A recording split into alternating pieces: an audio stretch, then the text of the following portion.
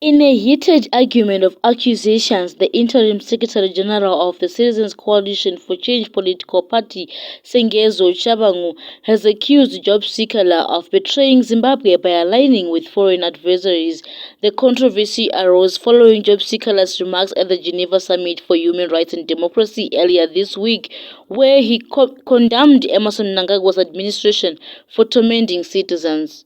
Sikala, a prominent opposition figure, took the international stage to criticize the Zimbabwean government, highlighting what he described as systematic oppression and human rights abuses. His speech resonated with many human rights advocates, but it drew sharp criticism from within his own political sphere. In a scathing response, Chabangu lambasted Sikala for his comments, suggesting that his actions were counterproductive to the country's progress. I quote him saying, "I beg to differ with Job Sikala.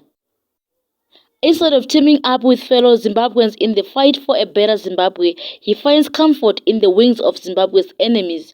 This isn't good politics. Lies have short legs." Chabangu's remarks underscores a significant rift within the opposition, highlighting a fundamental disagreement on the approach to political activism and engagement with international bodies. He stressed the importance of unity and a patriotic approach to politics, suggesting that aligning with external forces undermines national integrity.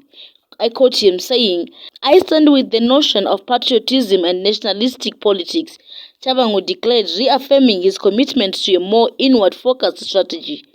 This clash between Job Sikala and Sengezo Chabangu reflects broader tensions within Zimbabwe's opposition movement as leaders grapple with the best methods to challenge the ruling party and advocate for democratic reforms.